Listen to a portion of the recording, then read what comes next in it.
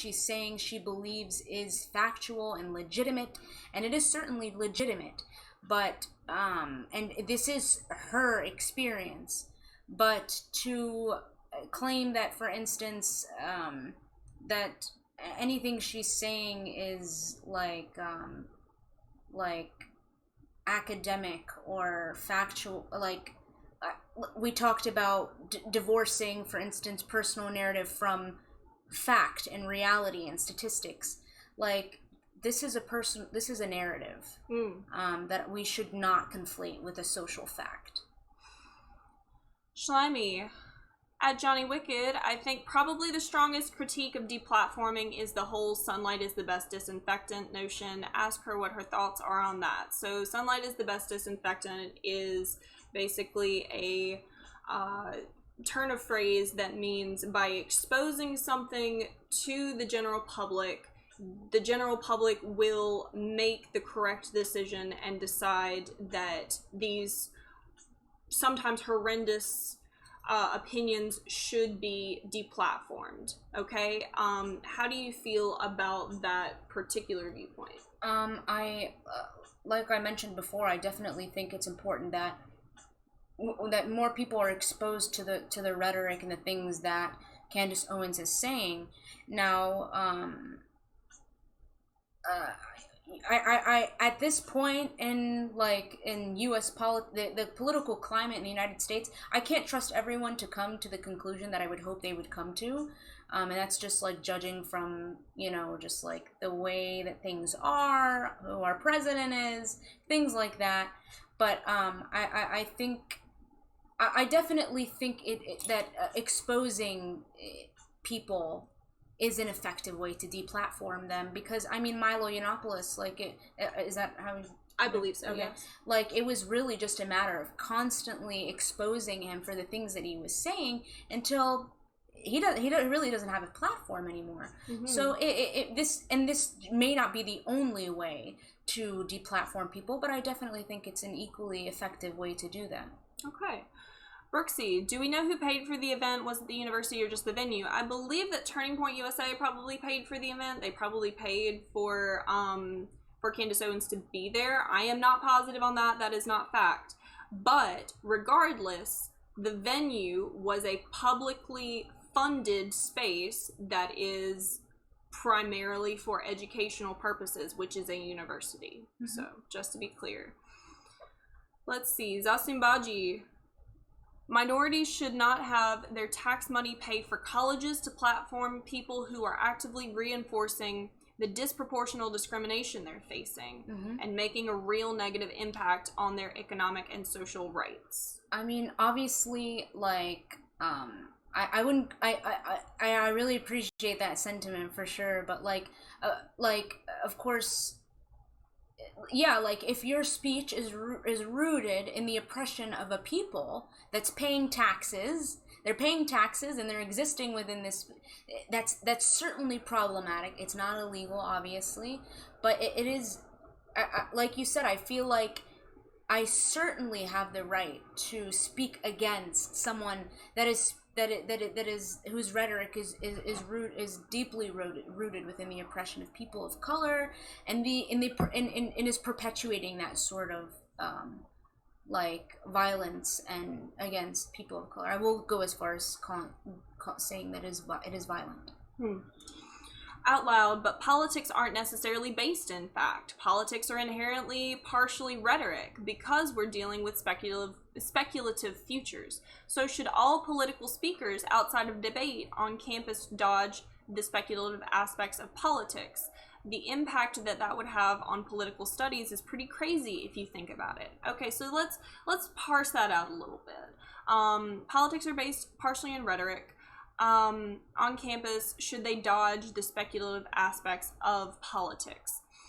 To me, if you are speaking at a university and you are attempting to be educational, then I do think that even if you are a politician, you have a responsibility to dodge the politics, dodge your opinion, and base your speaking in facts. Now, if we were talking about someone who was running for president, if Donald Trump or Andrew Yang wanted to come to the university and wanted to have a private venue that was set up in the university, well, that is something that, first of all, would probably be a debate anyway. That would probably be something that would be set up as a debate, which again we have established is a scholarly aspect.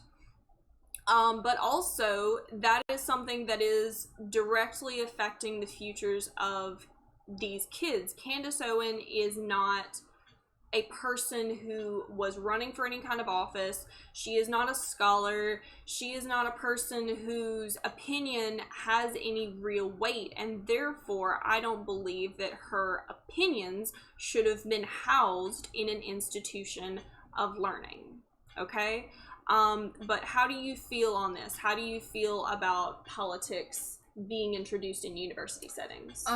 Well, you said something really interesting. You said that politics is mostly rhetoric, but I believe that the rhetoric derives from some sort of the rhetoric is a manifestation of social facts. It's not like you just come up with rhetoric. No,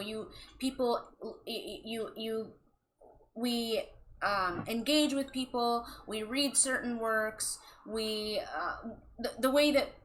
So we experience certain things, and we come to like certain political ideologies or understandings of society, and so I wouldn't go as far as saying all politics is that way, because then that would essentially justify bringing like someone from the KKK to our campus, because politics is rhetoric and we should give them a platform. It's that's extremely problematic. Mm-hmm. And what Saida just said is very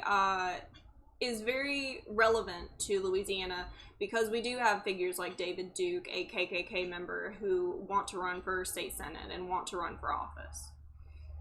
And you know, like he certainly has a rhetoric that he like I recently wrote a paper on the denaturalization of women, which is a whole different topic, but I spoke about how, for instance, we can look at statistics. This is something that we see in the right, and this concept of alternative facts. We can look at statistics of how many black men are incarcerated, and we can talk about how like people are being disproportionately incarcerated for certain crimes, and someone from the right can easily take some sort of can derive to some racist rhetoric to say, for instance, yeah, black and conflate it and deem it as social fact to say, for instance, yeah, I mean, black men are are more violent than any other men, and this can be shown through the statistics. That's why they are in jail.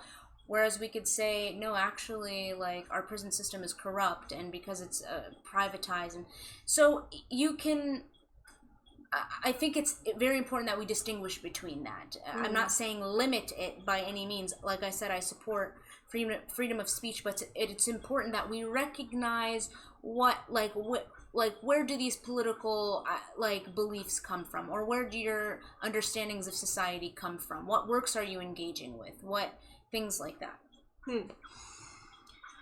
Apple, I'm pretty sure it's easy to see who is acting in bad faith. The right have a pretty anti-education slant, and when it comes to things like institutional racism, pretty easy to make an argument to deplatform them, even in a public space, because of social harm they do. Now, again, this is going back to whether or not politics, whether or not people from the KKK, whether or not people like Candace Owens, who are not scholars, should be allowed in public universities that are funded by the state, that are funded by taxpayers, that are educational institutions. And we kind of already touched on that. So, no opinions by speakers on campus. Don't be offended too. Absolutely not. That's not what we're saying. We're saying that those opinions have to be rooted in some sort of scholarly fact. We are saying that, and again, I am not saying that these people can't be on campus, because on a lot of campuses there are things like Free Speech Alley at LSU, wherein anybody can come to this public forum space and they can espouse whatever they want. We see this all the time at LSU when people who are pastors, when people who are associated with some sort of overly egregiously racist political ideology come to this campus, and they are not kicked out because it's deemed a public space, okay? My issue is that the LSU institution housed something that was not inherently educational and that actively made people feel unsafe. Let me see. Light, that's a pretty good one. Brooksy, the issue is that Candace Owens' own experiences do not represent the experience of everyone else. That is the same thing with men are stronger on average statement. Does not mean things like female bodybuilders are impossible. Okay, so what you're basically saying, Brooksy, is that Candace Owens may not experience racism or may not feel that she experiences racism, but that does not speak for everyone. And again, that goes back to the truthiness aspect that someone else was talking about. Candace Owens was espousing her viewpoints as fact. Mm-hmm. Mm-hmm. It's like a woman taking a stage and being like, sexism isn't real, I've never experienced it, I'm very comfortable with like with my situation. It's extremely problematic, and it's pretty much the same thing. Okay, so from now on, I'm only going to be reading comments that are direct questions to us, rather than just opinions that people are espousing, just because I want to conserve on time.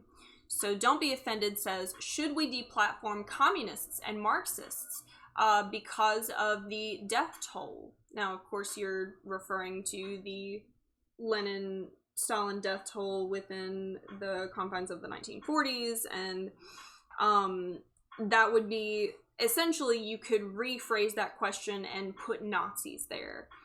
And I would like to know your opinion on that.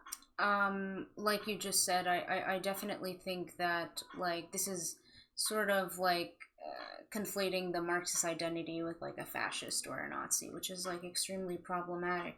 But, I believe, again, if your opinion is rooted in the oppression of another people, it needs to be reevaluated and deplatformed. Yes, I do firmly believe that. I am someone who identifies as a Marxist, so this is like kind of... This is personal to you. I mean, like, yeah. It's interesting that like, you know, that like, the way that like connection was made. Mm-hmm. But, yeah, that's certainly, I would never like identify with like the killing and the deaths that happened as someone who like has read Marxist theory, has read, I would never associate my identity or that philosophy with that. Let me see. Stippus, can you provide evidence for that? I'm not entirely sure what you're referring to, Stippus. If that was a question directly for me, then please tag me again. I would like to bring to the forefront your rule about calling people names without evidence. Yes, please. We have a rule on this stream. We do follow the rules of free speech. However, an addendum to that is, if you're going to call someone a, sick mother effer, then you have to say, you're a sick mother effer because of this, because of this thing that you said, because of this thing that you believe, okay? We don't condone calling people names without some sort of evidence behind it, and we also do not allow people into the stream who are not contributing specifically to the conversation, because this is topical discussion. Okay?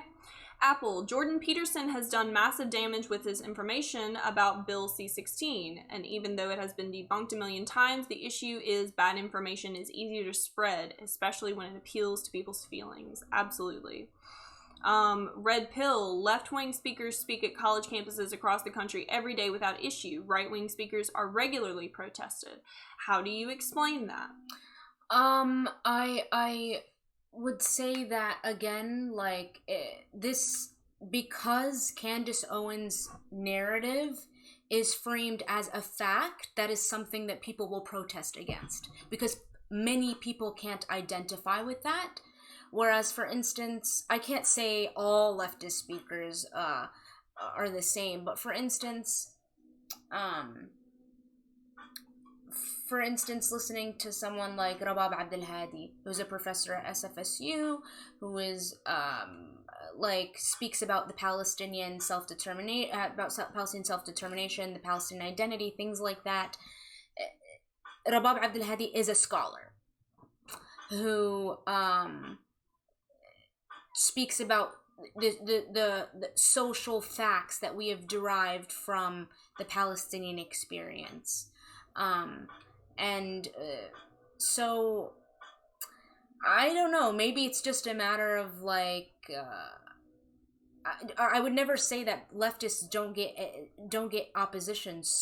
There are lawsuits against many leftist activists and speakers, but when the right claims, for instance, like something that Candace Owens said is fact, and many in that, like, telling a room full of white people that racism doesn't exist, that's extremely problematic, and people will protest people saying things like that. Mm-hmm. I would like to chime in on that. I believe that it's because so many right-wing speakers are right-wing extremists, okay? There are a lot of right-wingers who are centrists, and they tend not to be as vocal as extremists. Now, Red Pill likes to point out a lot that a lot of scholars tend to be left-wing, and I believe that's why a lot of scholars who are left-wing are not protested against, because they tend to be a little more centrist. They tend to be less extreme. They're already speaking at universities, and so they already have that platform, but they are using things that are scholarly. They are using objective facts, and those objective facts tend not to be as extreme as people's opinions. But when you get someone like Milo Yiannopoulos, when you get someone like Ben Shapiro is a good example of someone that I could never see myself debating, because he bases his opinions on his religion, and I can't objectively argue with that. I can't bring logical fallacies into something that is based in a religion, that is based in someone's ideology like that. So if you have extremists speaking at universities, there will be centrists and there will be leftists who will speak out against that, especially something like right-wing extremism, which comes into aspects of Nazism and other forms of white nationalism. Okay, and we are going to get down to some more of these comments in a little bit, but I would really like to speak to you about white nationalism really quick, okay? Because that was specifically what you were shouting at the event, was death to white nationalism. Now, white nationalism is the viewpoint that white people can have their own state based in whiteness, based in their race, and there is also there are also other ethno-nationalists. We are not saying that those people don't exist. But why do you think white nationalism in particular is so vastly dangerous? Like you said, there are other ethno-supremacist like structures, but like, for instance, white nationalism, which is like extremely prevalent in our current day politics, our present day politics. So pretty much, I think that white nationalism, because it imposes this like social hierarchy where white people are at the top, particularly white men are at the top, and other people of color and minorities are at the bottom. It is extremely dangerous because it essentially prioritizes whiteness over anything else. So, for instance, and this is not to say that people of color can't engage in white nationalism. So Candace Owens, by saying something like racism does not exist, is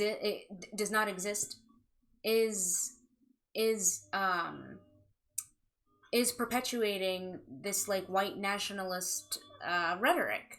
A white nationalist is also, for instance, Andrea Smith wrote This work called Heteropatriarchy and the Three Pillars of White Supremacy, and argues that people of color can also engage in white nationalism or white supremacy by, for instance, enlisting in the army. When you are actively oppressing or marginalizing other people of color, you are perpetuating and maintaining this social hierarchy where people of color are at the bottom. That's why I essentially feel like it's dangerous, because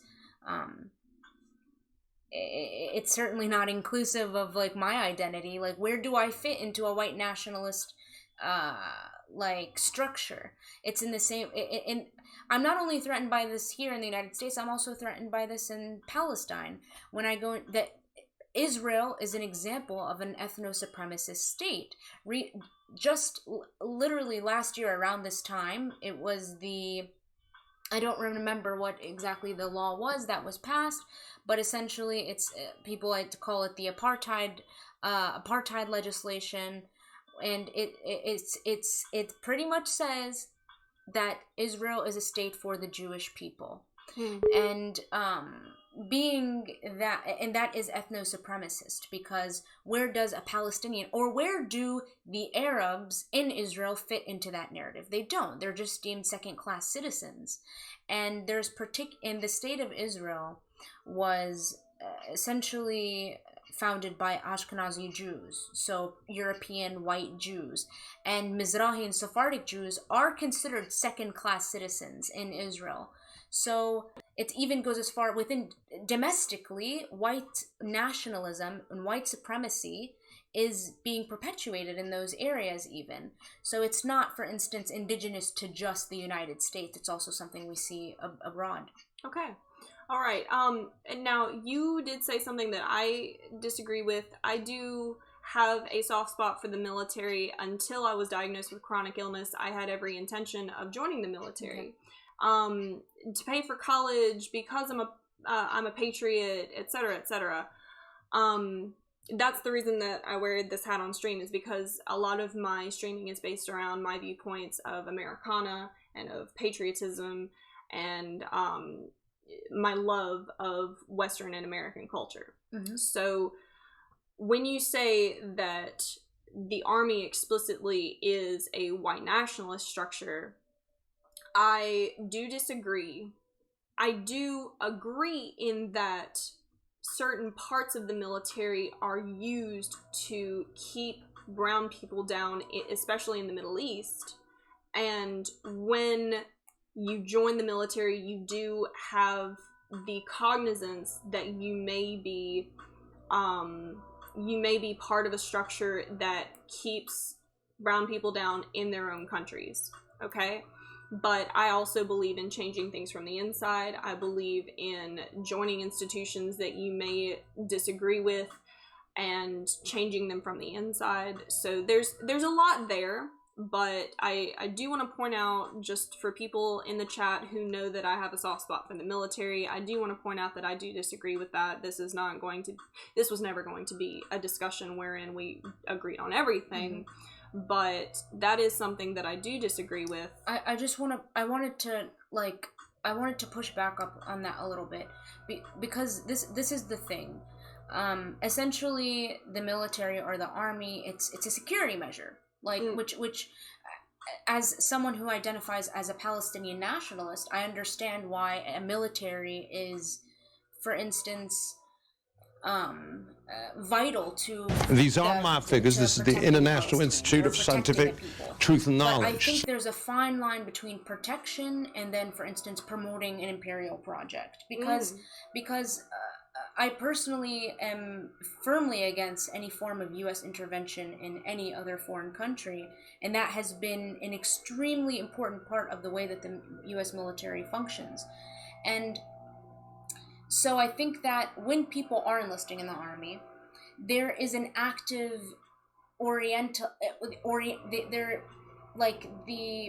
the U.S. must actively orientalize and criminalize people of color abroad in order to further the narrative that we need to fight them. So that's, I feel like the military, the only way that it is maintained is because of like this the perpetuation of like we have to save them, and they're like and like it's essentially the criminalizing of the bodies of people of color. Okay. So that's sort of like why I particularly am against the U.S. Army, but I'm not against, for instance, armed resistance and struggle for people that are oppressed. But I would never go as far as saying that the United States is oppressed by any means, that it needs to go into Iraq or Yemen or Somalia or wherever. And like it's a pattern, it's a constant pattern. Like intervention means destabilizing the country. It means killing certain people. It means so you're against destabilization and colonialization, but not against defense. I'm definitely not against defense. Obviously, this is like we all want to like I am definitely not against defense. As like I believe in armed struggle. I believe in armed resistance. But when you are in a state of war, when you're actively being oppressed or marginalized, and I can't say that is something that the U.S. is experiencing by any means. I think it's just a maintaining of a social hierarchy of power. We're gonna hold on for 1 second because there is someone using a leaf blower right outside.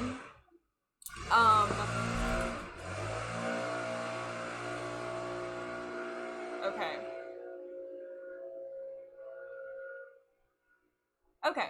All right. It seems like he is moving away now. You said something really interesting, which is that you are a Palestinian nationalist. So are you, I'm assuming, correct me if I'm wrong, that you are not a Palestinian racial nationalist. No, certainly not.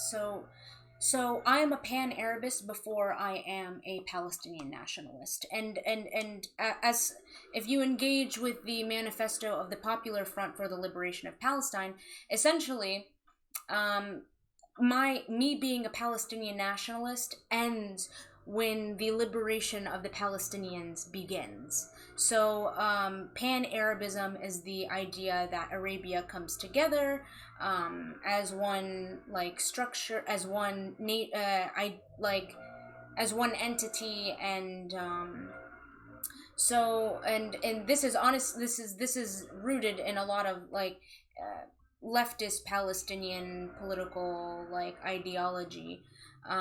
So yeah, I do believe that in order to free Palestine or liberate Palestine, there needs to be a development of the Palestinian national identity, and we need to have a national building project, which is essentially just, there's this concept, the personal is political. It's politicizing the national identity, and hopefully but only to achieve liberation. And once that is achieved, the state is honestly, it's a structure that is like very Western, and it's not indigenous to like Arabia. So it's to achieve liberation and justice for Palestinian people, and hopefully work towards a pan-Arabist, like Arabist state. Okay. So is that sort of a bit of a globalist aspect? Almost. I definitely think that like yeah, certainly. I someone said, like, I think this is what someone said. I can't really see very well, but someone said one state and then no state. That's honestly, like, I think it's something I can identify with. And yeah, it's because struggle is intersectional, and like oppression doesn't start or end with the Palestinian people. And it's like, so recognizing that and hoping to like achieve justice and liberation for other marginalized people is also a goal of the Palestinian people. Absolutely. And we could get into capitalism and how you believe that liberating Palestine from capitalism is one of the goals of liberating Palestine in general. Unfortunately, we don't really have a lot of time for that because we do have to stop before the lighting gets really bad. We're working on natural lighting. But I really want to thank you for coming on. Is there anything else Is there anything else that you guys would like to ask Saida before we head out? Please take your time. We'll be here for about another 5-10 minutes. Tag me if you would like your specific question read. My out shit's loud. been muted the whole fucking yeah, time. That's lucky. awesome. Out Loud says, one aspect of the Israeli-Palestinian conflict is that it goes under-discussed. Serving the IDF is mandatory, which means that Israel is a fairly sizable standing military at any given time, since it includes everyone between 18 and I want to say 24. Meanwhile, Palestine has no standing military. They have PNA, but that isn't the same thing. Does that shape your view of People's the National conflict Army, at I all? think that's more of like a rebel group, basically. Yes, the Israeli state has the Israeli Defense Force, or as Palestinians call, the Israeli Offense Force. And the Palestine, the West Bank is under the Palestinian Authority's jurisdiction, and we don't have a military.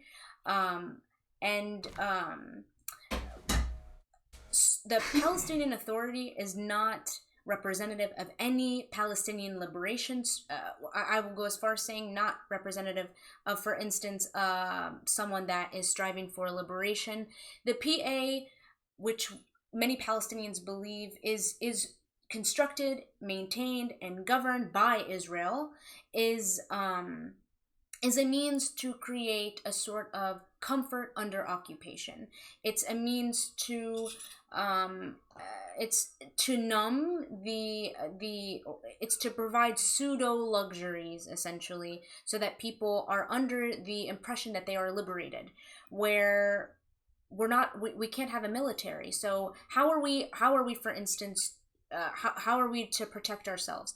If I live in a village called Silwad, which is right next to an Israeli settlement called Afra. And so the military has set up a checkpoint right in front of this settlement to protect the Israeli illegal settlers. Whereas I don't have, for instance, a Palestinian military to protect me from settlers coming in, and they have brutally beaten up many Palestinians just walking around in their land. So I don't understand how you think it's supposed to frame my understanding of it. It just goes to show you that this isn't really a conflict, because it's not like two people are on the same level fighting at the same. It's not a conflict. This is literally a military occupation of a people. The West Bank is under Palestinian authorities, but the Israeli military still has the authority to set up a checkpoint in any part of Area A, which is Palestinian land, and stop you and arrest you. It's like a Canadian policeman coming here, setting up a stop somewhere around here, and issuing a ticket for Canadian you've broken like a Canadian law. Like, that's military occupation. There is no sense of sovereignty or Palestinian independence for as long as Israel is existing. That is an excellent answer. Thank you so much. I was not aware of basically half of that. Lightwave says, what would your guest suggest be done to counter the narrative of left-wing politics being overly based on emotional arguments and personal feelings or outbursts? I don't agree with that at all. I don't think leftist politics are dictated by any of those things. I think personal narrative is certainly an important aspect of leftist politics, because leftist politics, an important element of it is liberating marginalized people. And so that's something that we uphold and we hold to high standards, but we certainly don't conflate it with it's not. I would never say, for instance, this experience is social fact. This is a manifestation of the social fact that there is exploitation and oppression of a certain people, and this is just this is an example of that. Okay. Don't be offended. How does your guest feel about anti-fascist violence, also known as Antifa? Yeah.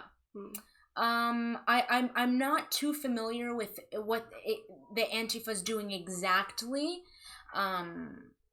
but if I could answer this, yeah, the best way I could. I don't want to have like a very concrete opinion on this because I don't like to speak on things I don't Brooksy understand says very well. rebel group is But just a PR I issue. do One believe in man's armed freedom resistance. fighter I do is another believe man's in terrorist. Violent, Yeah, exactly. I do believe in violent resistance, but when people are oppressed, because essentially I would say that the military is a form of violent. Like, it is a violent Depends on entity. your definition of And oppression, for though, people to too. be prevented This goes from back to the engaging in original that argument same where we're act trying to is, deplatform people within kind of absurd. these social truths that she's developed are her social truths. They are not like facts. Going into the They are streets and, like, truthy that's for her. definitely not what I mean. I mean, for And that's the instance, same thing that Palestinian Candace invading Owens is Arabs, presenting. I mean, They're her I think violent opinions backed up by is it's very interesting and, data that is like, constructed to it's not something support for that instance, I narrative. would encourage anyone to go and engage in right now, but I do think that it is a legitimate form of resistance that, for instance, we shouldn't hold Palestinians accountable and pose sanctions upon them for I'm not sure how accurate this is. Arabism is a secular Arab national ideology I think founded by we have Michael one more question, Affleck, and that's Sasim Baji. Question who is for also Saida. associated Could you elaborate a with little on the suppression of Muslim Brotherhood. Palestinians' right Correct to me if I'm education? wrong. 100%. This is actually, I think, I should this be is in something that Discord I'm with you doing hot particularly takes. Yeah. invested in. So this I summer, just last last year I time went we to were Palestine, and I in was only Discord, away for the summer, but I don't ended up know. staying for 7 months. With me streaming, Took I the don't know semester off, and I how well stayed it's there gonna with work. My family, and I don't we want some started racist in, shit organization or called something that Palestinian would get me Women's Union, banned said which was in Discord, essentially- which is pretty common. We wanted to start by addressing things that revolved around Palestinian political womanhood and what it means in the current political climate in Palestine, but we've expanded that. And our main point was education. Paulo Freire wrote a book called The Pedagogy of the Oppressed, and it essentially addresses. It talks about how dialogue is Go to a so private room? important Yeah, we within- can totally do within, that. For marginalized people. This yeah, I'm idea down. of promoting a personal here. narrative, because Oh, it's current just you. education in the All right. curriculum does not. What's up, It's not Brooksy? even a promotion of that. Or It doesn't person in the even room. allow for Okay. that in within our curriculum. Yeah, it's just me. And imagine being Just you, under huh? military occupation. It's just me doing the what hot that takes does to today. your All right. education. So the books in Alright. Palestine in public schools. Cool. I attended school in Palestine for 6 years, and I was a grammar teacher last year. at But a yeah, private, no, Pan-Arabianism, I think that's private, the guy you were talking about is boys' probably the school. modern founder. And But Okay. that was the one of the things that education there Lawrence is of very Arabia different was for fighting instance, for in Palestinian World War public One. schools. Okay, Palestinian yeah. public schools There's a is few He ma- was a very huge important because Pan-Arabian. Right. to address advocate. public schools. And he was a because white dude, right? liberation happens Yeah, he with was. the He's common British. people Okay. of a He land. went And and so if we're worked going with to prioritize people Arab that come from freedom fighters during public World War One, schools, like Mm. this and used infiltration them of to elitist support and a bougie, free Arabian state. like And then after the war, the British were like, "Hey, lifestyles Balfour within We're just Declaration taking got this turned shit. into- Yeah, you were talking Yeah. about this last but we need to last prioritize time. the Yeah. Palestinian common voice, and that It's so means crazy promoting how the national artificial building project the within creation of Israel education. was. It's, Right. it's just, and that's unfortunately like I said, I don't think it was not the case entirely at all right now. The textbooks are issued by Britain. what's the word I'm looking for? Like they learn not British humanitarian. English, and I have tutored in my you know what I mean? village people that are studying in government schools. the word escaped and me. I will easily say that the way that these children are taught English is a, I was is just a saying way not that they evangelical, never, but you know what I mean. Like it's it wasn't framed in a way entirely that like they never a actually learn English. decision made out of morality.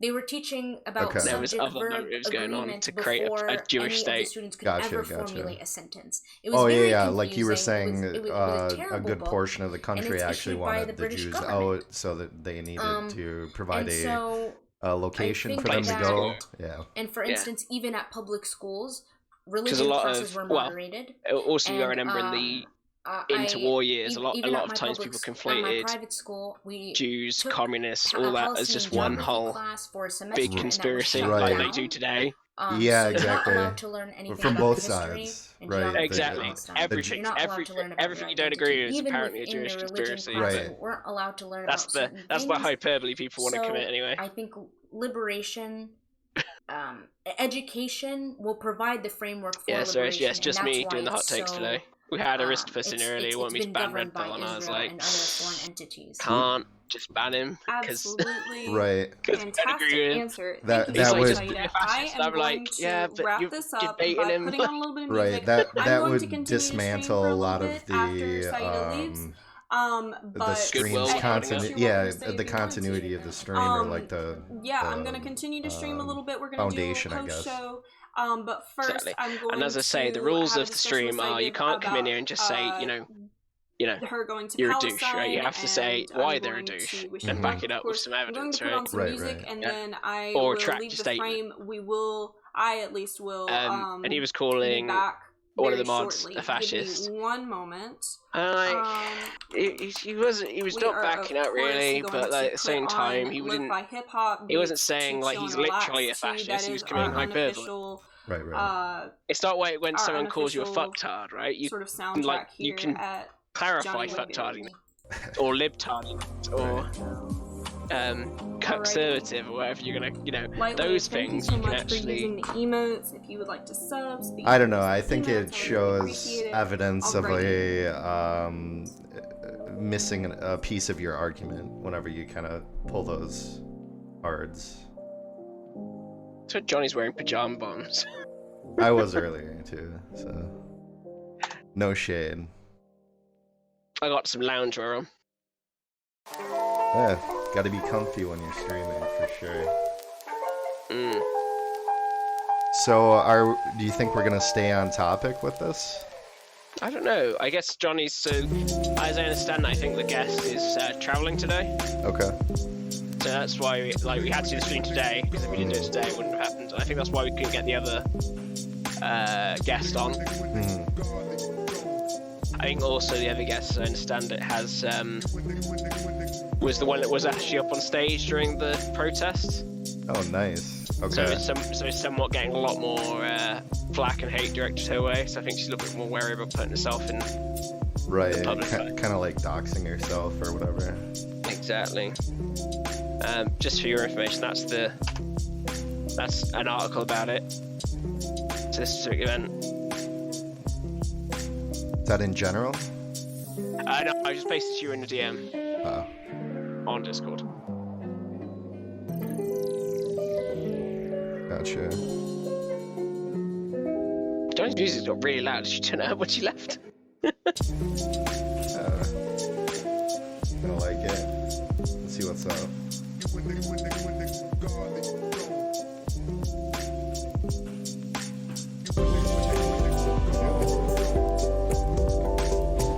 Yeah, he's Breitbart, so I wouldn't say this was. Right, but video generally can't lie.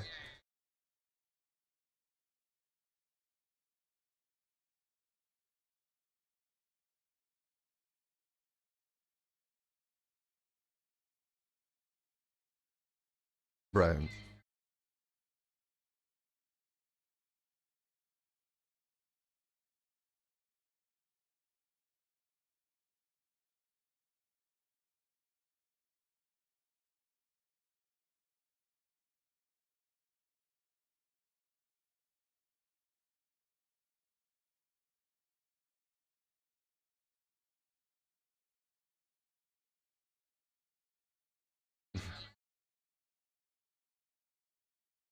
All right. Get back to it.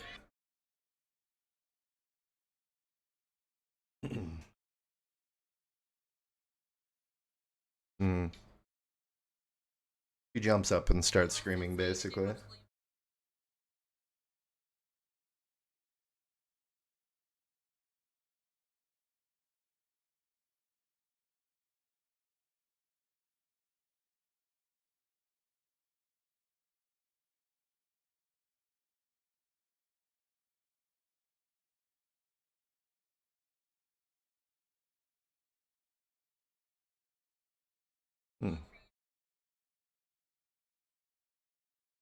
Yeah, sure.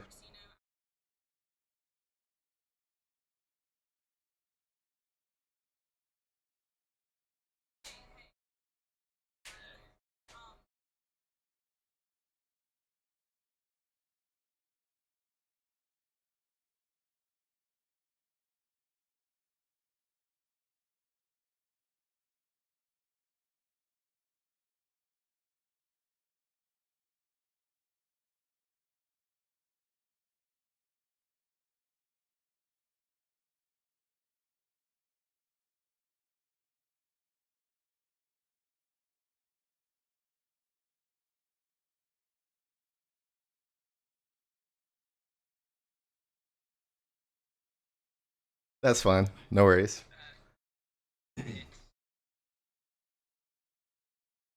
Mhm.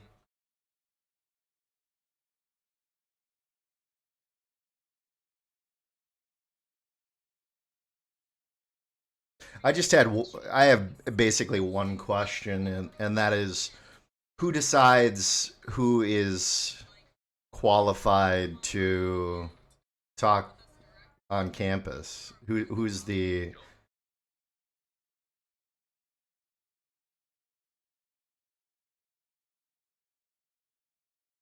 okay? Yep.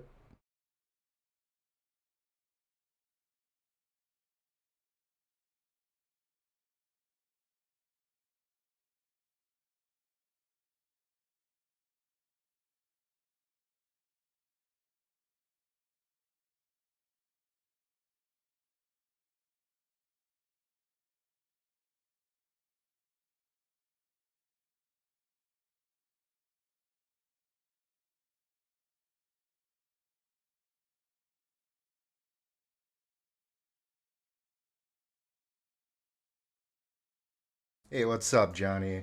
Um, I'm j- I'm just oh shit. I've got too many streams going on. I'm just wondering who's qualified to decide whether or not you are coming from an informed point of view. Who's going to be the decider for this?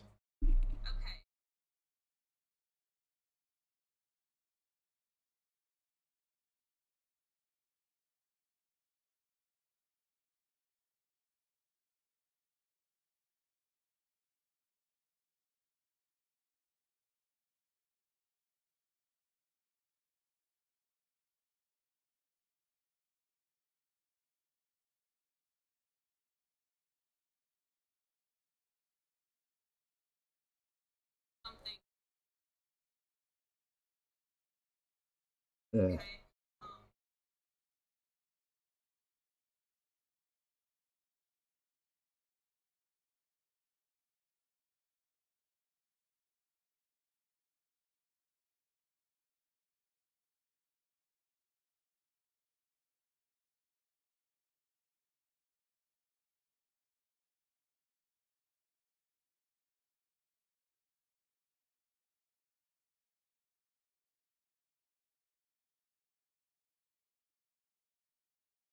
Sure.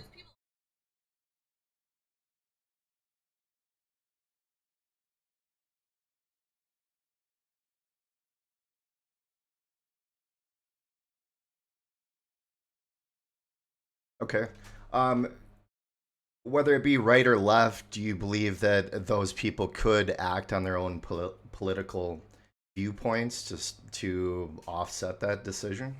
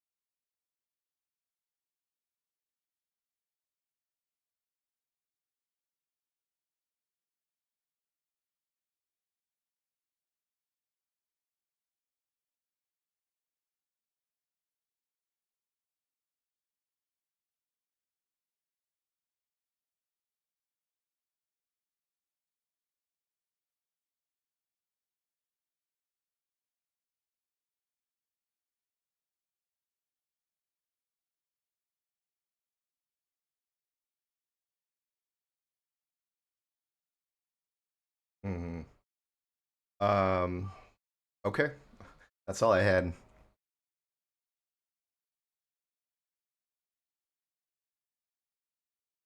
Yeah, doing a commentary stream. I think you have my link in Discord. Yeah.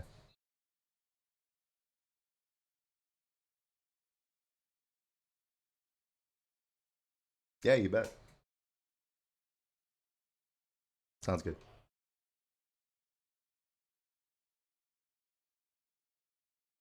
What's up, guys?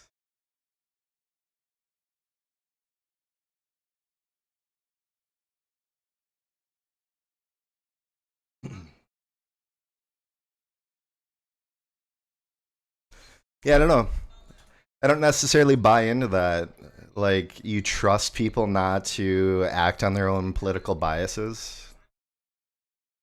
I don't. I don't think that's something that you can expect in this world.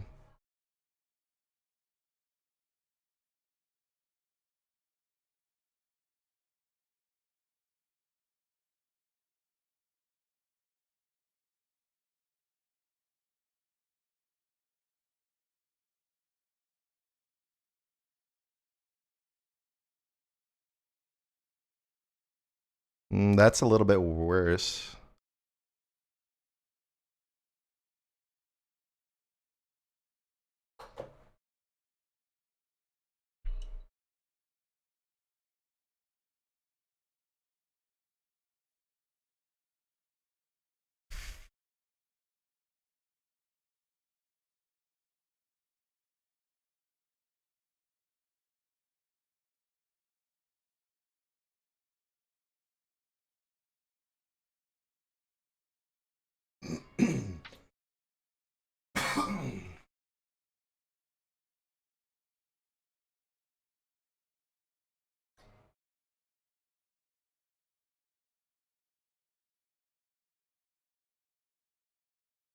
New batteries.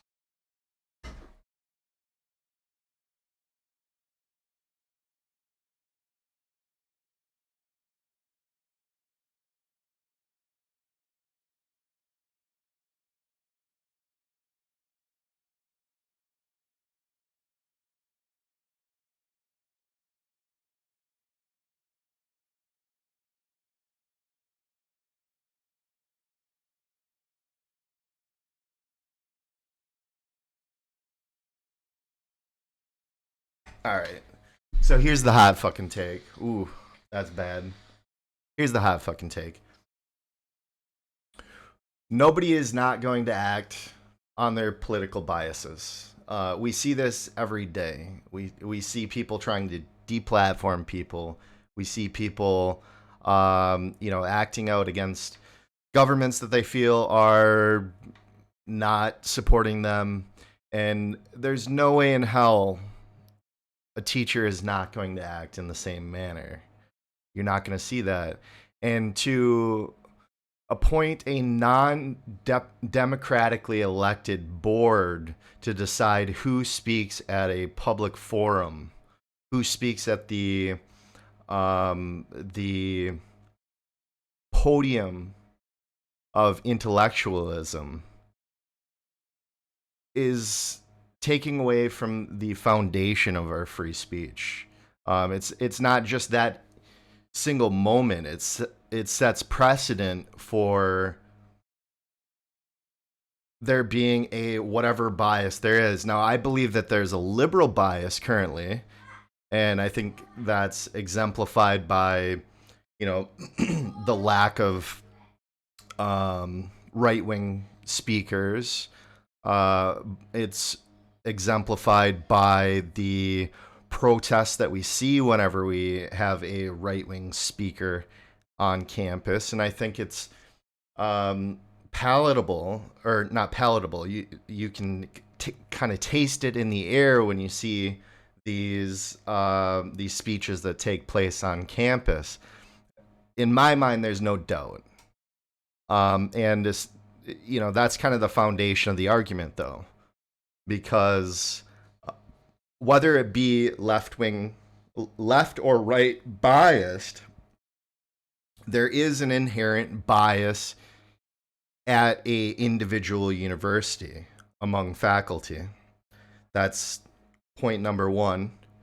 And if the faculty are the people who decide whether a speaker is allowed to come into their facility, that is going to impact the message that is delivered at the facility.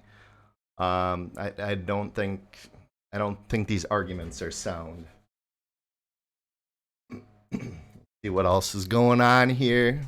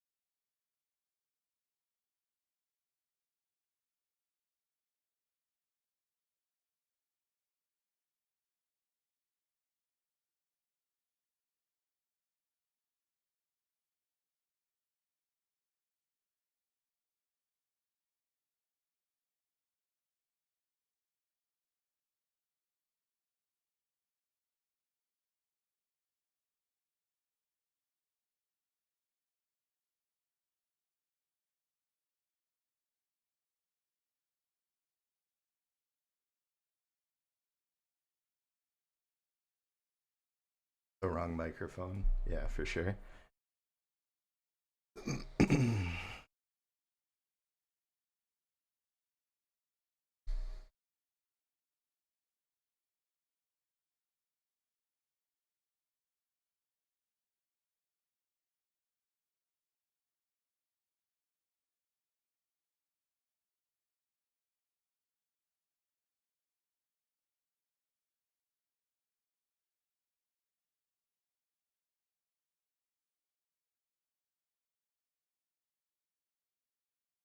All right, while she's doing that, let's see.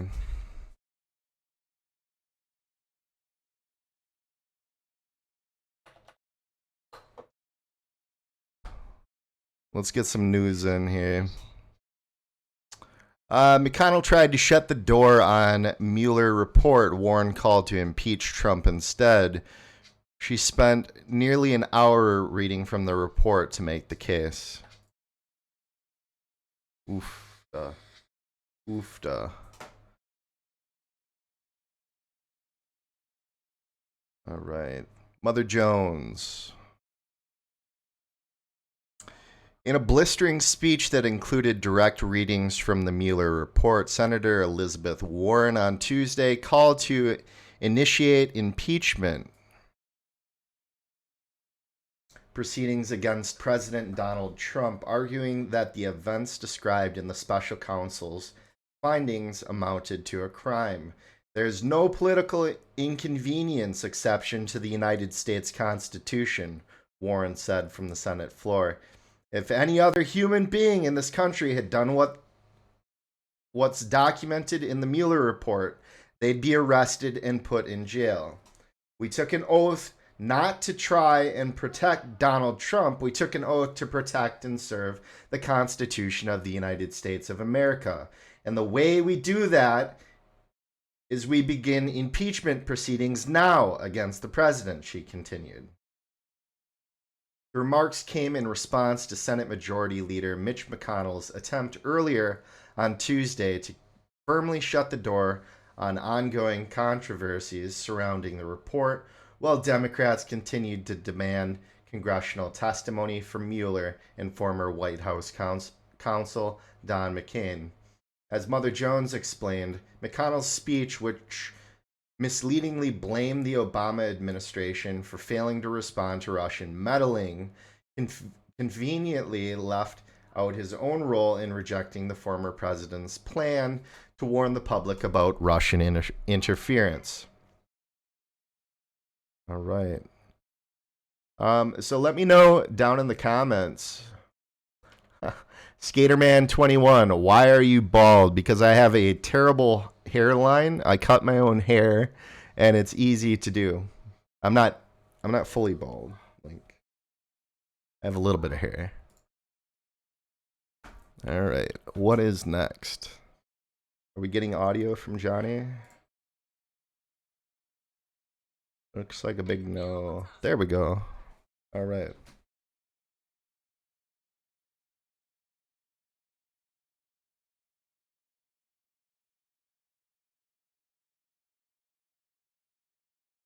Skaterman, thank you for the follow, my brother. Socialism, all right.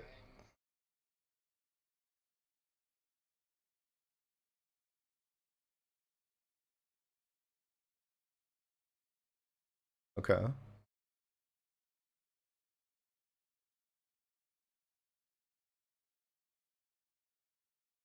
Well, people died from capitalism as well. It just wasn't as apparent or, you know, picture worthy. It's people dying in the street from lack of food or lack of medicine, not the gulag.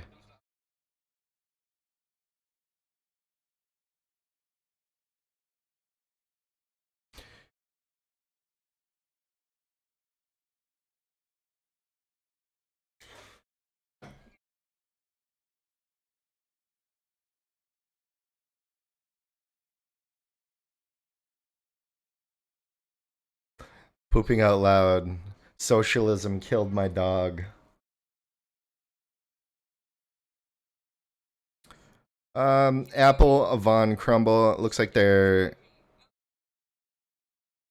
Again, the court case I'm referring to happened in 2014. Bill C-16 was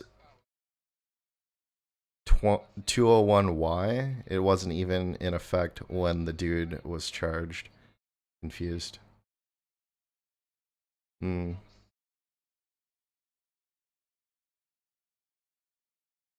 Right. Political dissidents.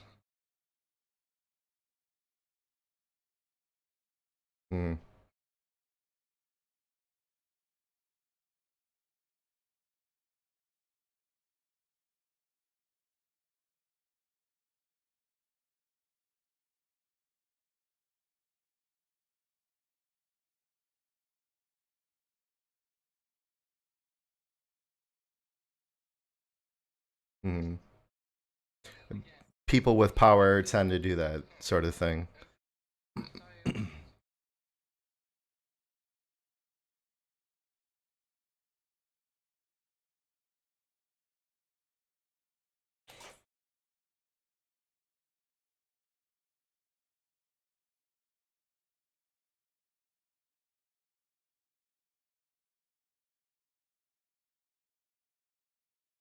I tend to agree that could happen. Yeah. Nice.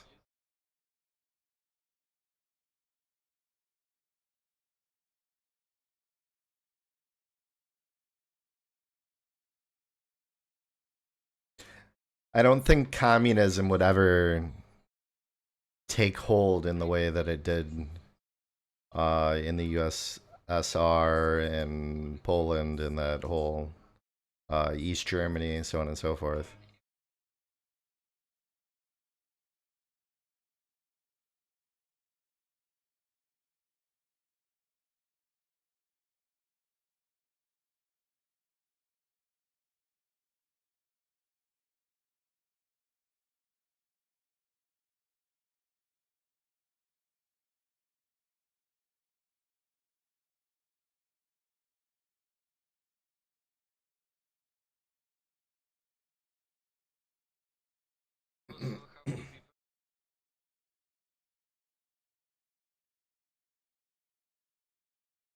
All right, let's get some more news.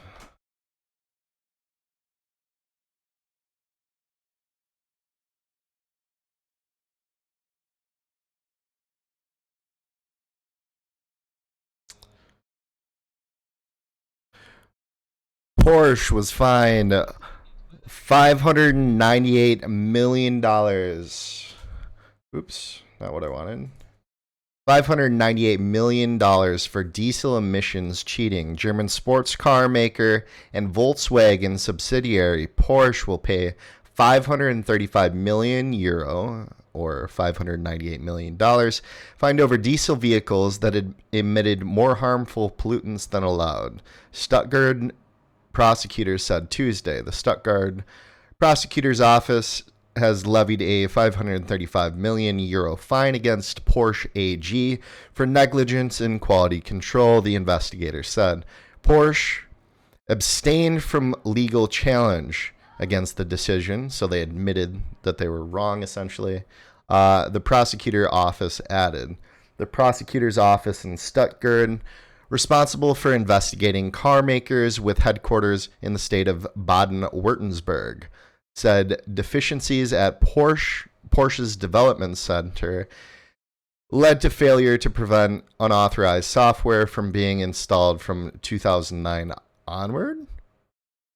Wait, they were hacked? Tuesday's levy against Porsche is the latest in a string of fines against VW over its year-long Dieselgate scandal.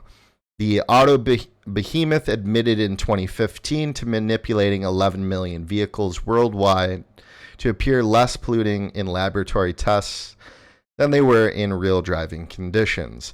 Following fines against VW, high-end subsidiary Audi, and now Porsche, no further investigations over administrative offenses remained open against the group, a spokesman told AFP, but legal proceedings against individuals, including former chief executive Martin Winterkorn, remain open. Meanwhile, thousands of investors are suing the company for losses they suffered on its shares when news of the scandal broke, while hundreds of thousands of drivers are also demanding compensation. In its own statement, Porsche said the negligence punished by prosecutors was identified several levels below the board. The firm also said that the cost of the fines was included in a provision of around 1 billion euros booked by the VW Group in the first quarter. So far, the total cost of Dieselgate for Wolfsburg-based Behemoth has mounted to 30 billion euros. Shares in VW were down 2.2% around 2 p.m. in Frankfurt at 154 euros against DAX index. Volkswagen says its profit slip in the first quarter as the company set aside 1 billion euros for legal risk related to the 2015 diesel scandal. Porsche's operating profit fell from 12% to 829 million euros. What do you guys think about that? How does it relate to the environment? How does it relate to the perceptions of these companies, kind of skating around the issue of climate change? Let me know in the comments down below. Let's get back into the debate here.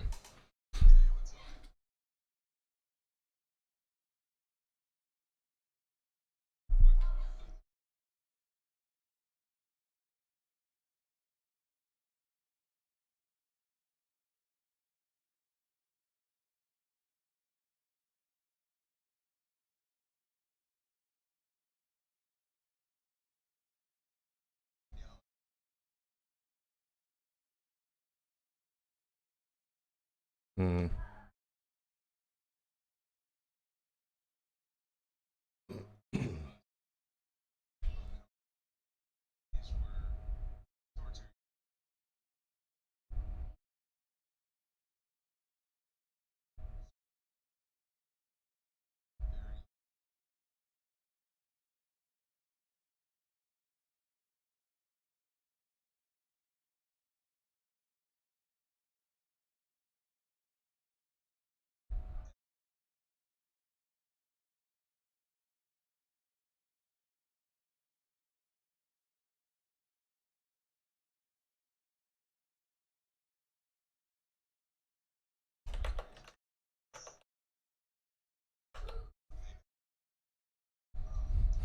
Papega.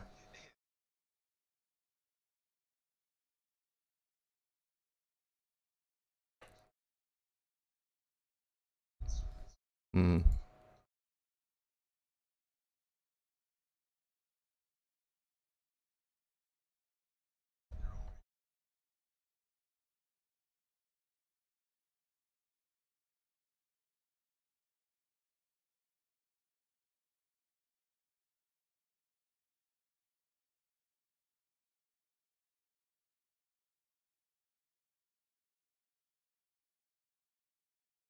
Democratic socialism.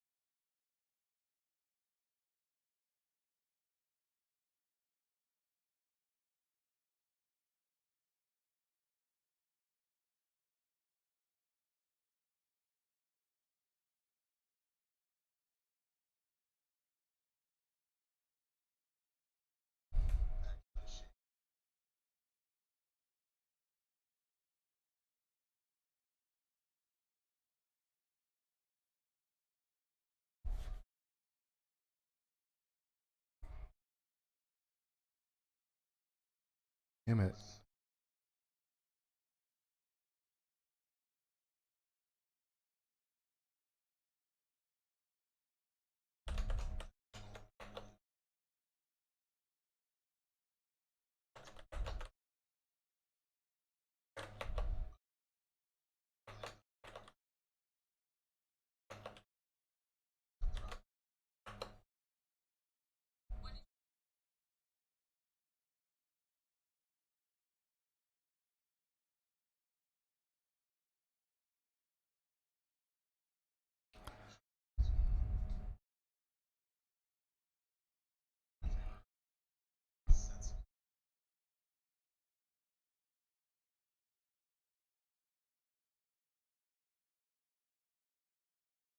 Mm.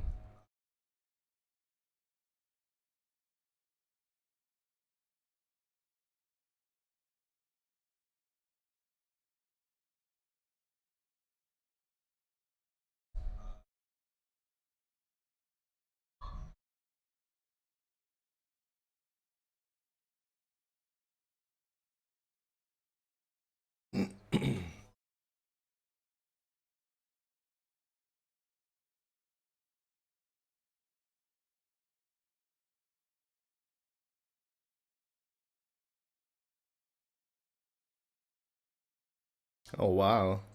Nice one.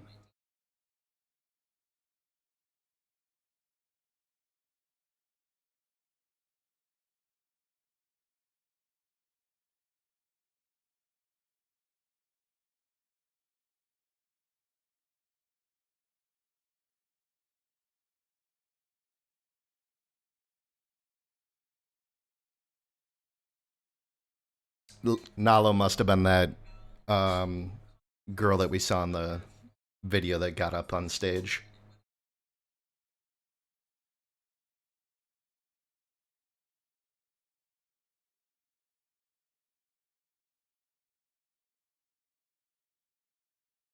All right, let's do some news while we're getting into it.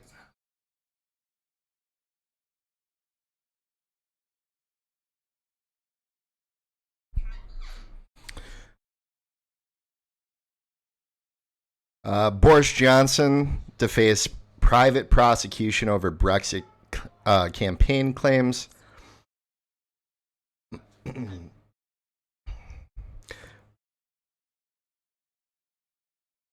Crowd-funded legal case against Boris Johnson for allegedly abusing public trust during the EU referendum campaign is to receive a hearing in court later this month. Private prosecutor Marcus Ball alleges that the former foreign secretary committed 3 offenses of misconduct in public office by endorsing and making statements which he knew to be false at the time when he was the mayor of London and an MP.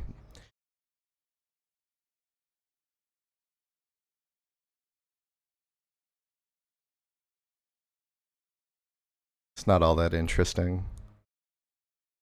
I've got a good one after that, though.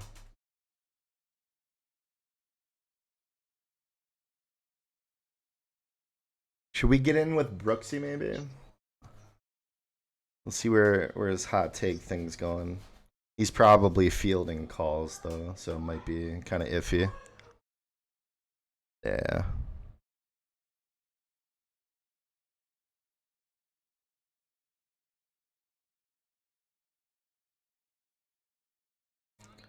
Hello.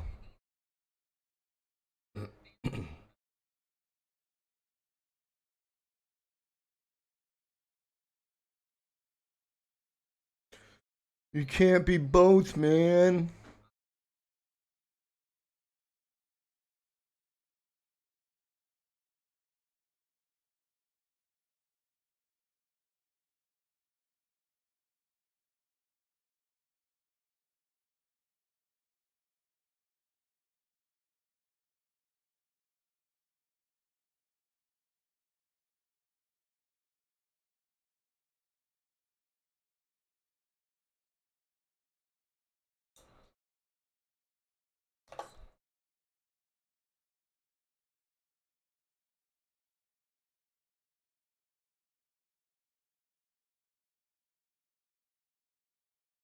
How many viewers is she clocking?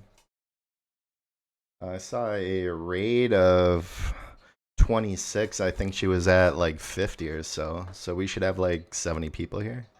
I don't know if this is not updating properly. It's showing 29.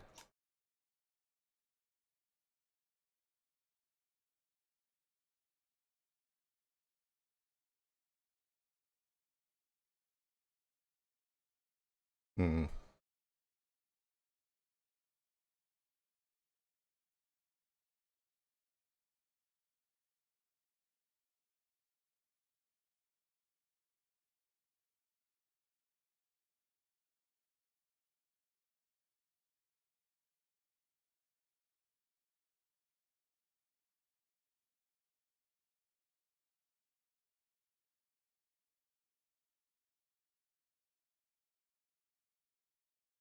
I think I'm still a little bit confused about what that means. A pan.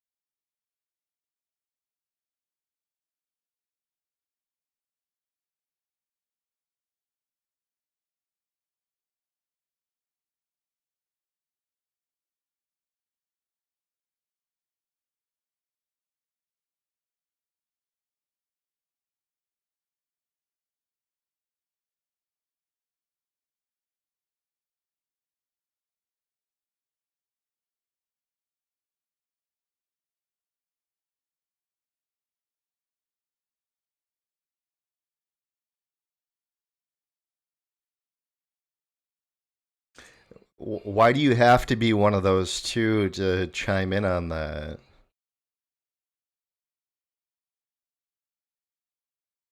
That's like saying you can't speak about female issues if you're not a female, right? I don't know. I don't buy into that. And not to like bring Johnny down. I think what she should have said is simply that she's not informed enough to really develop an opinion on that.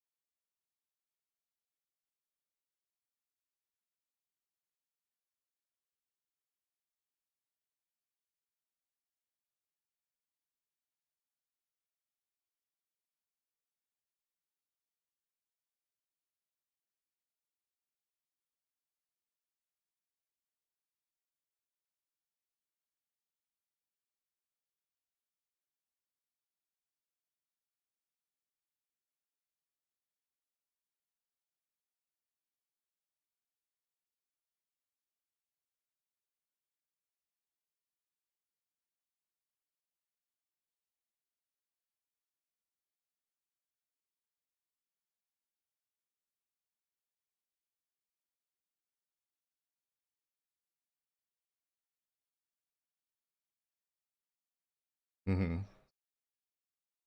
Proximity is naturally going to cause issues if you have something like a ethno state.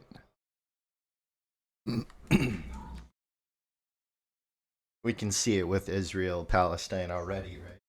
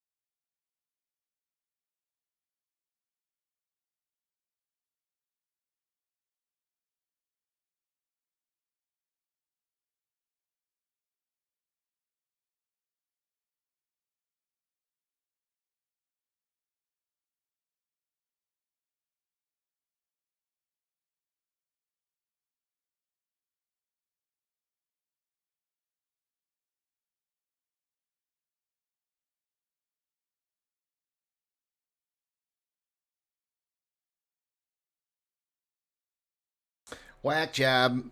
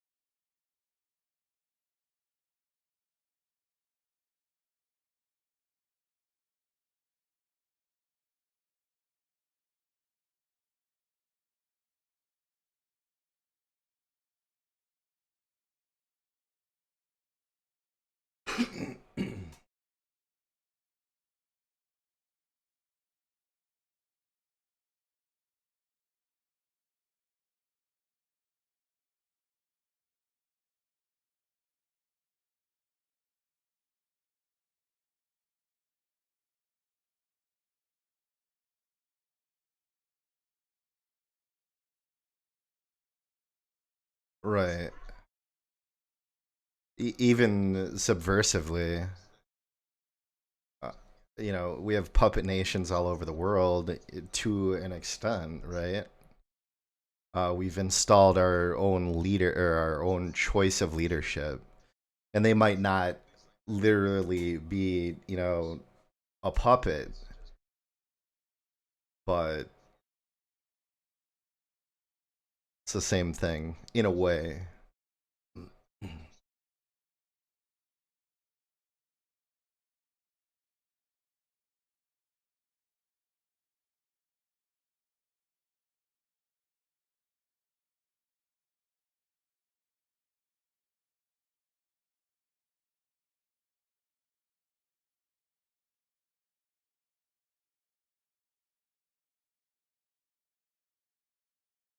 A vote in fucking Congress to start with. Like, what the fuck, man? I'll be right back.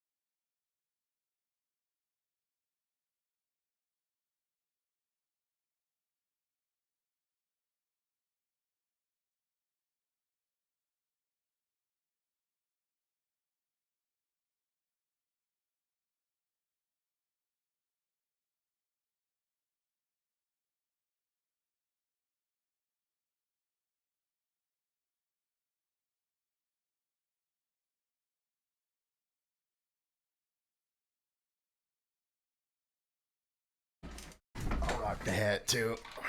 That's not why I left, but.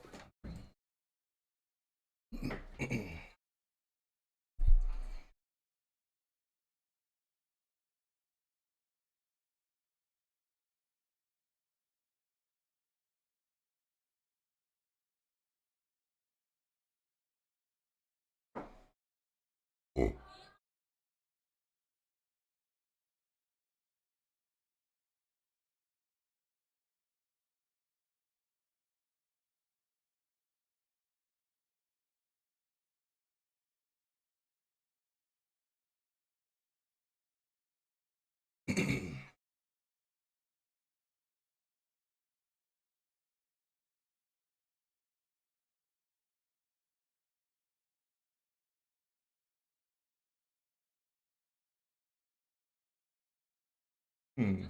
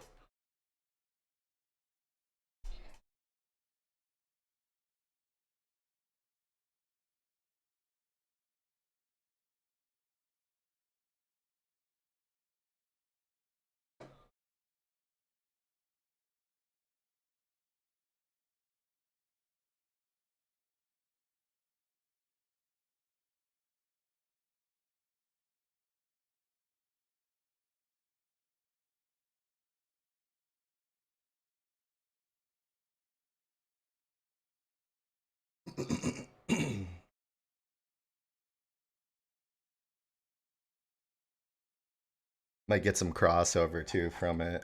It's a good connection to for her to have, for sure.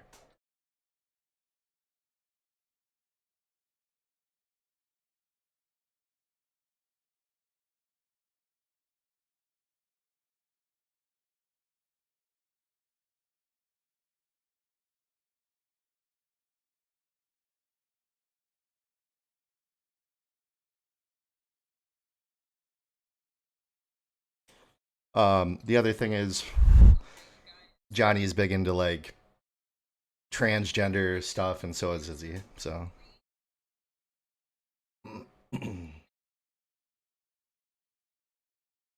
we might hang out with Izzy. I don't know. It's some of the stuff's hard to digest, in my opinion, but it's difficult for a cis white uh, male to really relate to any of that. So you know, um,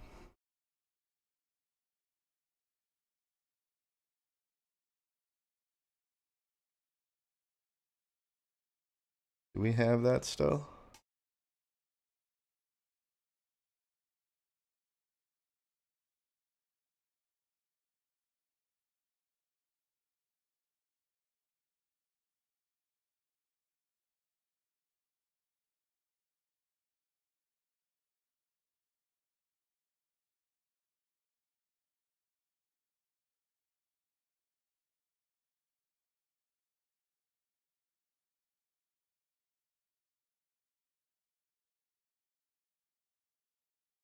Where the hell is that sound clip?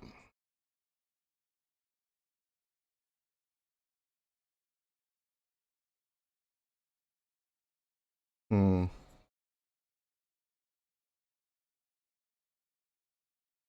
Oh. Rip.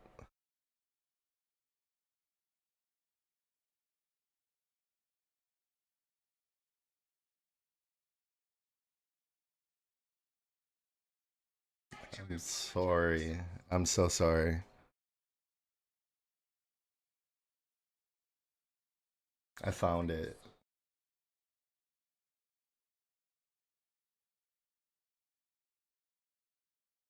Woot woot. Uh, I'm kind of hesitant to pop into Discord with her just because Discord is kind of like the Wild West, but I don't know. Maybe we'll do it. We'll see. If Izzy Bear isn't all that interesting, I think we'll go through some news items.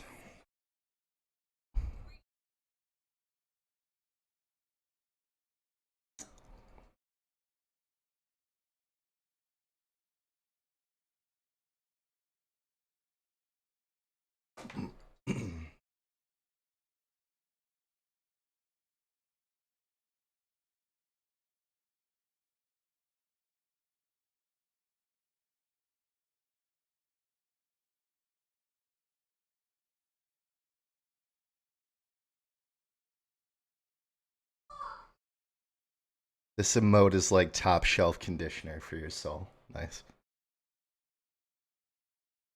Izzy Bear? Maybe? Alright, let's see what's up. We'll just pop over there. Maybe.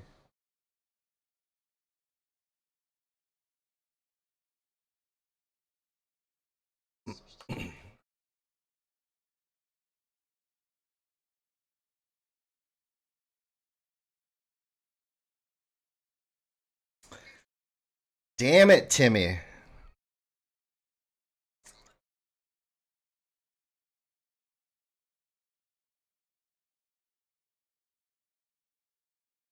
Let's see what's going on with Izzy.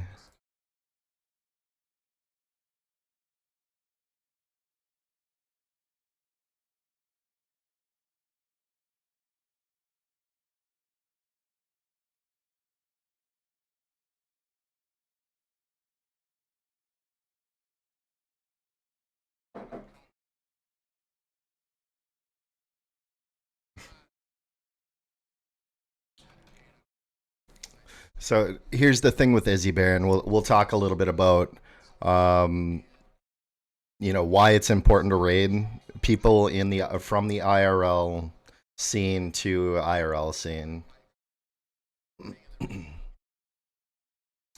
um, so Izzy Bear is connected with some of the largest streamers on Twitch. Period.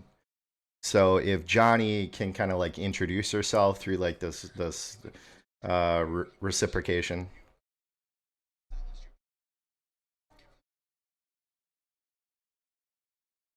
Mm-hmm.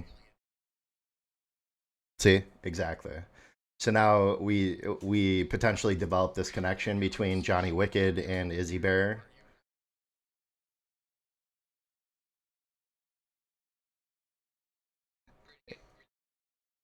Hey Johnny, Izzy Bear is calling for you. If you want, you probably want to develop a connection with her. She's big in IRL.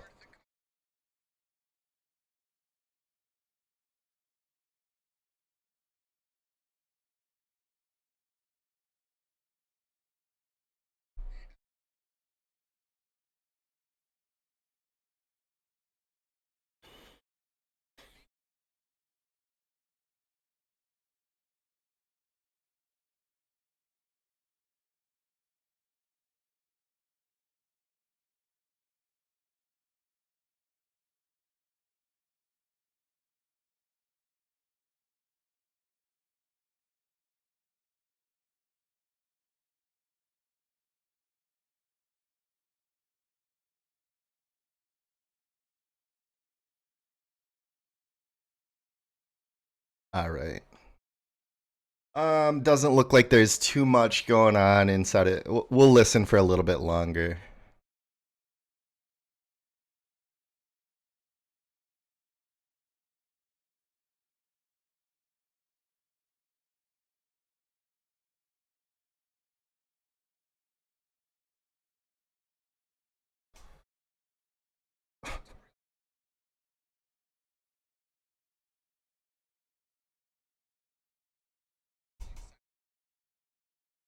Yeah, I think what we'll do is we'll kind of keep her in the background, and I'm gonna start going through news items. All right, really big story today. Really big story today. Let me switch this up a little bit. Oops.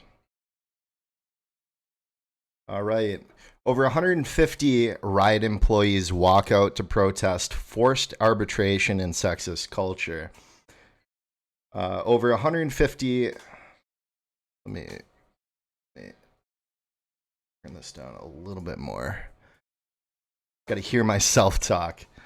Over 150 discontented Riot Game employees walked out of the League of Legends publishers' offices, Riot Games, in Los Angeles today, to protest the company's stance on forced arbitration. Standing in a parking lot on Riot's campus, employees held their picket signs and gave impassioned speeches. We're asking that forced arbitration be ended for all past, current, and future Riot employees, including contractors and in current litigation, said Jocelyn Monahan, a social listening strategist at Riot. What a title. A social listening strategist. That must be like the whole ban system, maybe? I'm obviously throwing that out there. I'm not an expert in this. In an interview with Kotaku, standing in front of a sign reading Rioters Unplugged, a play on Riot's internal Riot Unplugged meetings, Monahan would later tell her assembled colleagues through a megaphone, asking to feel safe does not make you entitled. Monahan had one major point she hoped to get across to her colleagues, even those who chose to stay in their desks and continue working. We are what makes Riot great. I want us to feel solidarity and connection with each other. I want us to feel connected. I want us to feel like our voices are heard and heard in a way that matters. Colleagues took turns speaking through the megaphone, with several admitting that they were scared to participate and be labeled anti-Riot, said one. I was worried. I was like, what if I go and nobody shows up? I'm a little less worried about that now. Others are showing their support with their Riot Walkabout hashtag, which hundreds have been tweeting. Today's protests appear to be the first labor-related walkout for a large game studio like Riot, arguably one of the largest in the world. The company's management is allowing its employees to participate and has urged managers to be accommodating and understanding. In an email to Kotaku this morning, a Riot representative added, "We respect rioters who choose to walk out today and will not tolerate retaliation of any kind as a result of participating or not."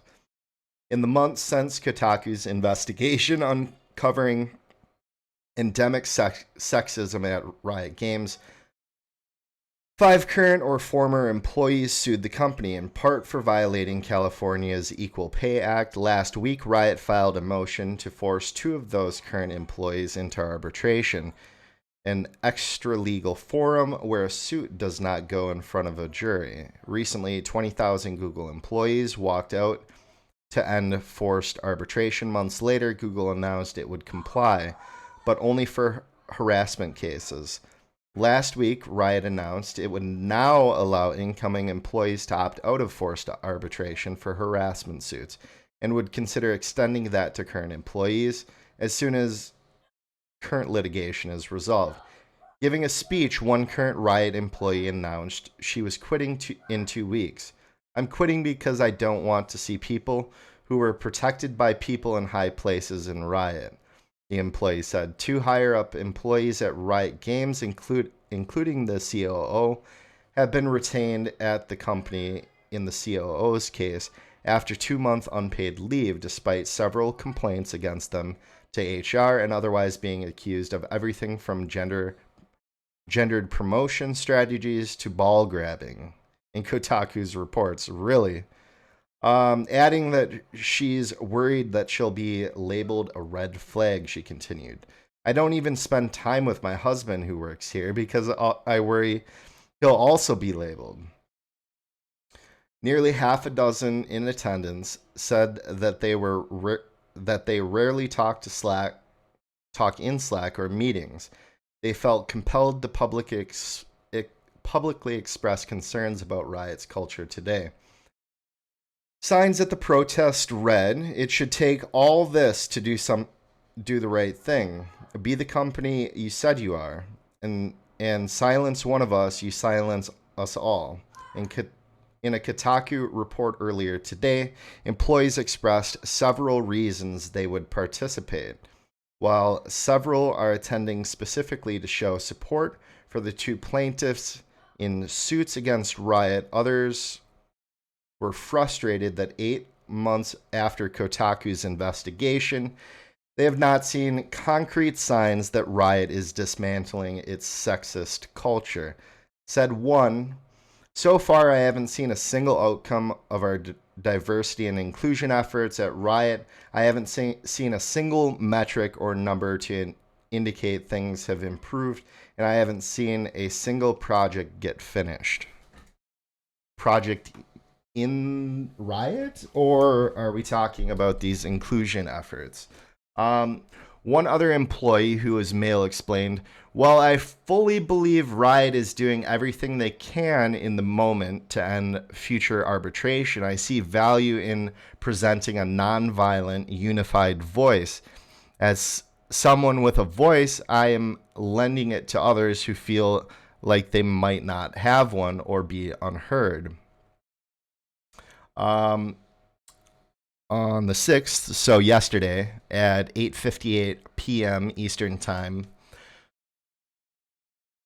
towards the end of the walkout, Monahan made an announcement saying that if Riot management doesn't make any sort of commitment on forced arbitration by May 16th, the date of the next Riot Unplugged meeting, she and others involved with the walkout will take further action. Another walkout organizer, Riot writer Indu Reddy, was not able to delve into specifics of what that will mean, but she told Kotaku that "we do have plans and we do have days that we're planning and we do have commitments that we have responses for." I'm confused by that. What does that mean? Reddy also said that despite Riot's statement, retaliation is an ongoing concern. We might face unforeseen consequences despite leadership's own commitments, because leadership is one entity and there are a lot of riders throughout the organization. That brings up another good point too. There might not be visible consequences to organizing or conducting this walkout. They might not be fired the next day. They might not, see immediate results as repercussions as a result. But I tend to believe that they're probably going to see repercussions that can't be examined easily. Like maybe they won't get reviewed favorably and receive promotions, things of that nature. I think for most of these people, they're probably going to have to look at finding a new job. The mood at the walkout, however, was generally positive. Robin, a Los Angeles chapter organizer for advocacy group Game Workers Unite, expressed hope that today's walkout will inspire game developers at other companies too. The fact that this action went so well, there were people on the mic, everyone was so excited, there were so many people sharing their stories. I think that's going to inspire a lot of other people at companies to realize they have a lot of power over the conditions at their workplaces. Robin told Kotaku, this is going to be a tremendous example for people to know they can make their conditions better. Okay. So let me know in the comments, what do you think? Is this going to inspire other walkouts? Do you think that, we're going to see a lot of this? Is this going to spread over to other gaming communities, gaming companies, so on and so forth? How do you think that will impact small development companies? Riot's pretty big. They have a lot of employees. A small portion of their employee pool can create this sort of walkout culture and kind of get away with it, where smaller game companies, it's going to have more impact if one or two people walk out, but they could also be fired with impunity, I would think. What do you guys think? Let me know in the comments. All right. Israeli Supreme Court rejects challenge to open fire rules. Jerusalem Associated Press, Israeli Supreme Court on Thursday rejected a legal challenge to military's rules on when soldiers can fire their weapons amid weeks of violent protests. I've got to kill Izzy's stream, unfortunately. I can't think and hear at the same time. We're gonna lose the hat.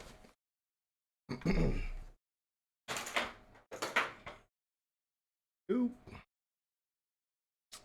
All right, back to it.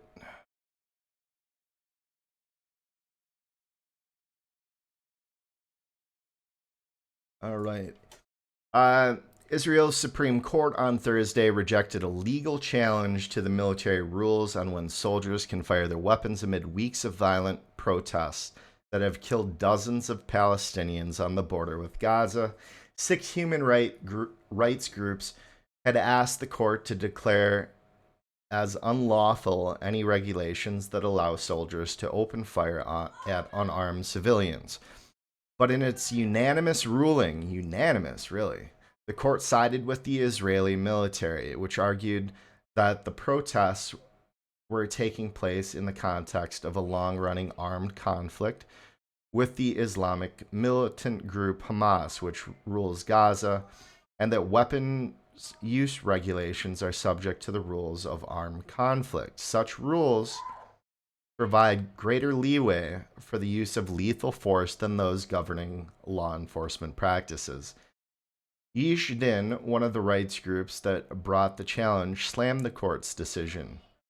The judges missed an opportunity to prevent the continuation of the killing and injuries, the group said on Twitter.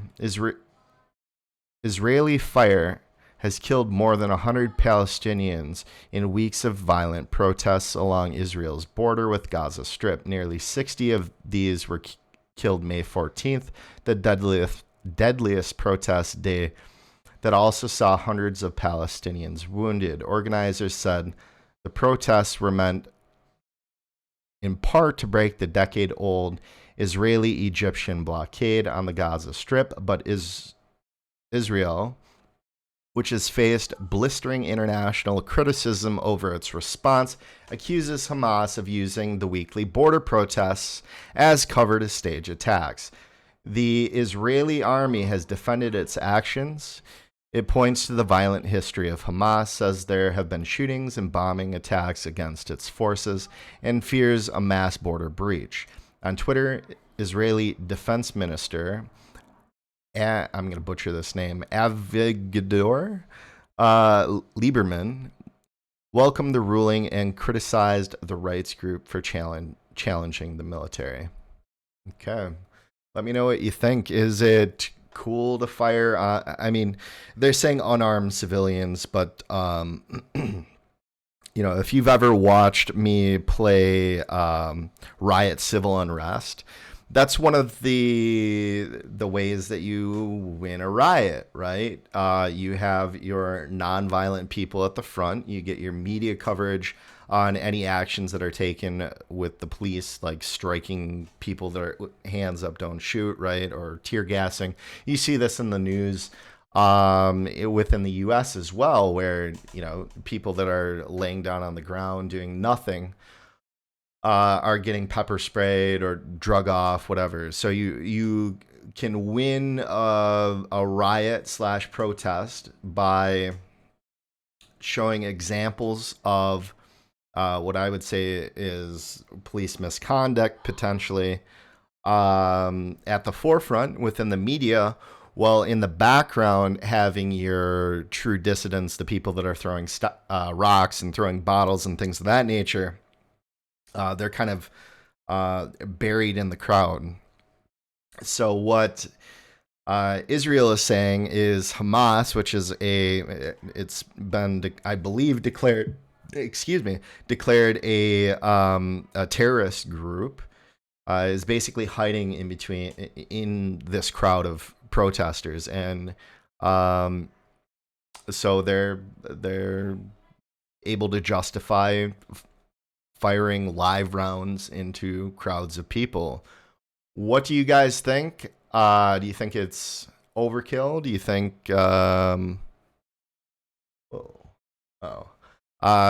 you think Israel is justified in their belief that this is a thing that police officers, or in this case, I believe the army, is justified in doing? Let me know in the comments there. All right.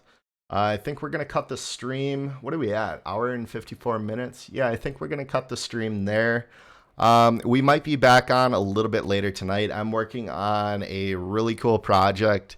The intro for the Q-Bucks podcast, IRL stream, whatever you want to call it. We're basically taking a collection of Twitch, like live stream fails, popular Twitchers, and I want to juxtapose some of the really bad stuff against Twitch as an ecosystem. So I'm working on collecting a bunch of clips, a bunch of audio things. We're going to be working on a background score as well. I'm really doing a lot of creative stuff. It's going to take a long time. I think I have something like 100 clips now to choose from, and I've just got to figure out which ones I want to use and to do that. So I'm going to be working on that over the week. It's probably going to take me a couple weeks to complete at a minimum. So that's kind of what we're working on. Actually, we might get a game of ARAM in just to kind of change it up a little bit. No, I'm going to cut the stream there. If you stopped in, thank you so much. If you want to check out the streams that we were kind of covering today, Johnnywicked on Twitter, and then also Izzy Bear, and I forget the numbers. Let's see here, Izzy Bear. Izzy Bear 713. You can go to twitch.tv/IZZYBEAR 713 or Johnnywicked. So twitch.tv/JOHNNYWICKED. All right, we'll see you next time. Take care. Bye bye.